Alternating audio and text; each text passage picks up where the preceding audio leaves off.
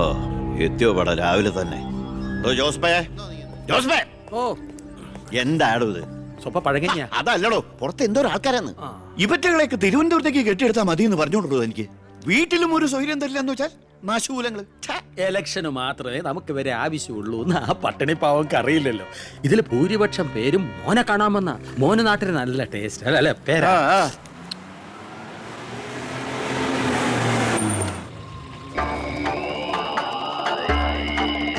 Vendor ചാണ്ടിയല്ലേ വരുന്നത്? കാശ് എത്ര ഉണ്ടെങ്കിൽ എന്താ വെണ്ടർന്നല്ലേ പേര്. ആ ഞാനൊന്ന് കുളിക്കട്ടെ. കാക്ക വിളിച്ചാ കൊക്കാവും. ഞാൻ ചാണ്ടിയെ ഉദ്ദേശിച്ച.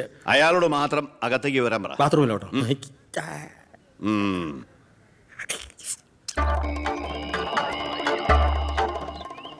കാർഷിക കടമല്ലേ? അതെ.